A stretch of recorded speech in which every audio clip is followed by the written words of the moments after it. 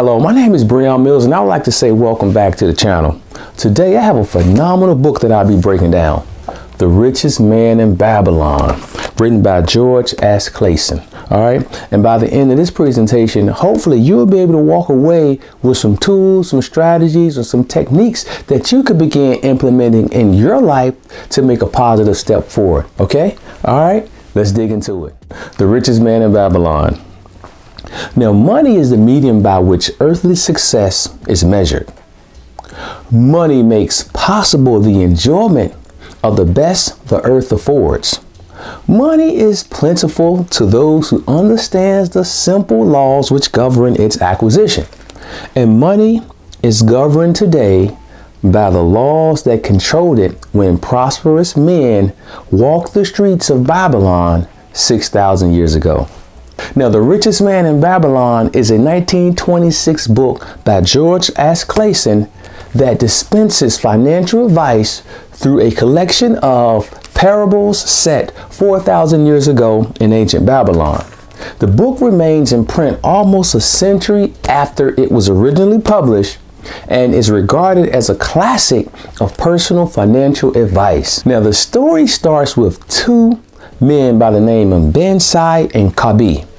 Now, these two men were great skill workers. They earned decent money, and yet they walked around each day with an empty purse.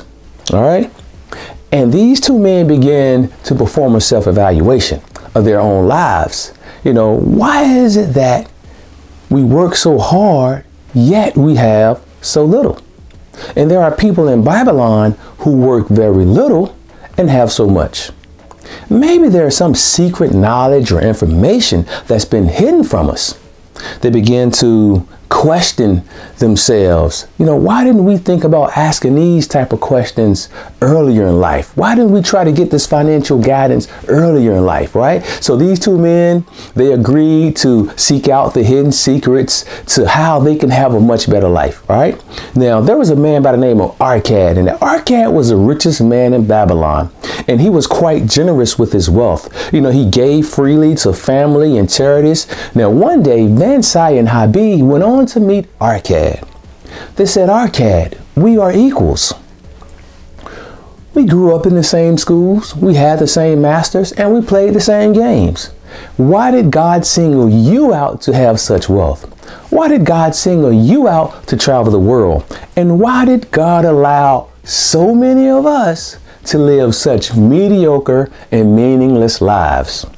Well, Arcad's response was, if you haven't acquired more in your life than a bare existence, it's because you failed to learn the laws to acquire wealth, or else you did not observe them.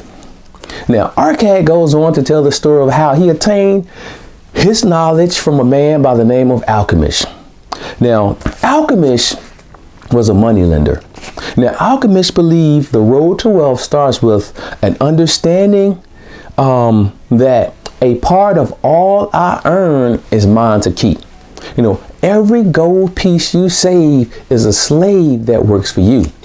And they create grandchildren that will continue to work for you. Now, it all starts with the first gold coin you save. This is the seed from which all wealth grows. And Arcad took his knowledge and wisdom and applied all he learned to become the richest man in Babylon.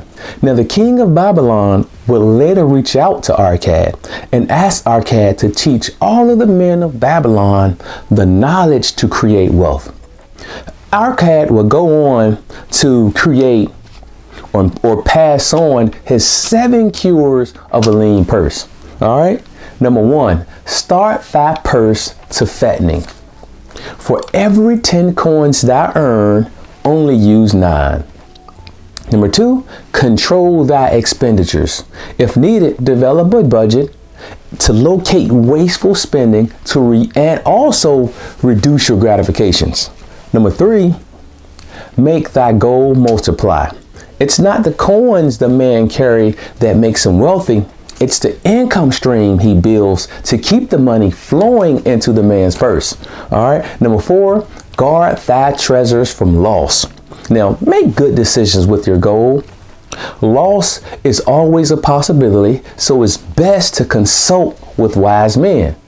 Let their experiences help protect you from unsafe investments. All right, number 5, make thy dwelling a profitable investment. Blessings to the man who owns his own home. Own your own home or land. When a man owns his own home or land, there is an internal confidence that grows inside of him or her. And he or she will put a much greater effort into all of his endeavors. All right. And number 6, ensure a future income.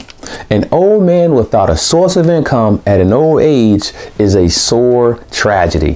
When you can no longer work, will you have a stable income? Own additional homes that can create cash flow or stocks that pay out dividends, etc. Number 7, increase thy ability to learn. There must be a desire to learn more. The more you learn, the more you can earn. And if you think you're too broke, too tired, too busy, trust me, there is someone who's had that same problem. They fought through it and they position themselves for a better future. All right. Now, if they can do it, you can do it. Meeting the goddess of luck. If a man be lucky, there is no foretelling the possible extent of his good fortune. You can throw him in a river and he will come up with a pearl in his hand. Babylonian proverb. Opportunity comes to us all. Within that opportunity lies the possibility of good luck. And oftentimes we are our own worst enemy, right? We procrastinate when opportunities arise. I'll take that class next year, or I'll start that business after the kids graduate. When you constantly pass on the opportunities to do great things, the goddess of good luck will surely pass you by. So, take action today. Good luck is always in search of those who jump in and jump on opportunity.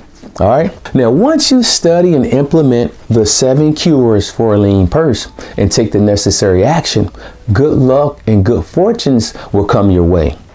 Now, as you earn good money, earn a good living, it is important to remember the 5 laws of gold.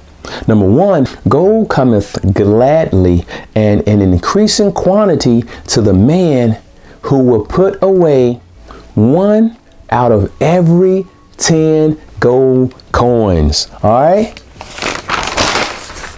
Number 2, gold laboreth diligently and contently for the wise owner who finds it profitable employment, multiplying even as the flocks of the field. Number 3, gold clingeth to the protection of the cautious owner who invested under the advice of the wise men in its handling.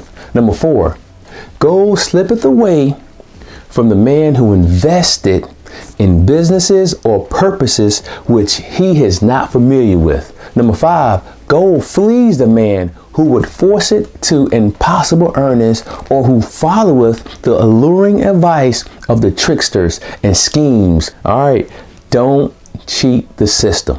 All right, wealth that comes quickly goeth away the same way. Wealth that stayeth to give enjoyment and satisfaction to its owner comes gradually, because it is a child born of knowledge and persistence, right?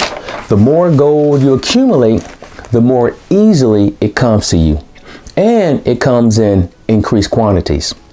The gold you save earns more, and its earnings earn more. All right, so operate with character, integrity, and trust. When you run schemes, you may find yourself in the same position as the horse in the story in the book.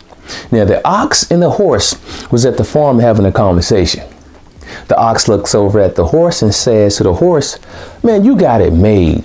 You carry master around a few times a week, but besides that, you're relaxing on the farm. From morning to night, I work hard, pulling the plow, no matter how weak and painful it is, no matter how bad I feel, I work, I work, I work." He looks over to the ox. He says to the ox, yes, you do work hard and you do need a break. This is what you should do. When the worker comes around in the morning, lie on the ground, scream, yell, and moan.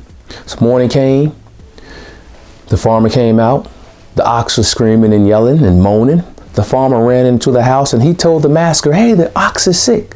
The master says the work must go on. Hitch your plow to the horse and let's get to work. Now, after a long, miserable, and painful day, assuming the burden of the ox, the horse never spoke to the ox again. Now, if you want to help someone, make sure it's done in a way where the possibility of assuming the burden is non-existent. All right, now let's talk about planning. Planning is important. You know, sometimes when you plan, sometimes it's good to do it on an empty stomach. Now, the hungrier you become, the clearer your mind works. All right, research that. Let's talk about adversity. Now, adversity comes to us all. We don't know what type of obstacles we may face. Just know that when they come, we must be determined and mentally prepared to weather those storms. All right. Next, pay your debts. All right. Debts can make slaves of us all. The worst type of debt that we can fail to repay are debts owed to friends and family members that believed in us. All right. Do what you must do to repay your debts. All right. And next, take care of your family. Do what it takes to provide for your family financially. When your finances are in order, you and your family can truly enjoy the blessings of life. No matter what path you follow to attain success, whether it's an employee, stock trader, or real estate guru, or an entrepreneur, you must acquire the right mindset. And the richest man in Babylon has inspired millions to acquire the right mindset with its financial wisdom. This is the book you should own. And I would recommend this book to friends and families and also young adults. All right. Hey, and there you have it. The Richest Man in Babylon. Let me know how you feel about this book. All right. Give me a shout out. Like, subscribe. If this is your first time checking me out, hit the subscribe button. All right. Keep coming back for more wealth building information. Welcome to my channel, Stocks and Books by Bree, where we talk about buying stocks and dividends, dividing and supplemental learning. Want the secret? Gotta read. Here we go over the fundamentals you need to succeed. Major keys, you might get some gems, economic gems. So be sure to go hit subscribe.